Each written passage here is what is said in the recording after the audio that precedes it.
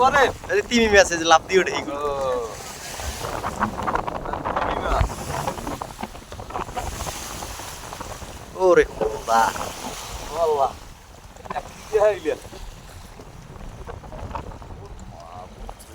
এ ঘুরাই দেন ল্যান্ডা এই ল্যান্ডা ওই সিটে হোগা টোকা দিছি ও কতলে ফোটনা ঢুকে রইছে ফোটনা ঢুকে রইছে বুঝলে ক্যামেরায় পুরো পায় নাই এগুলো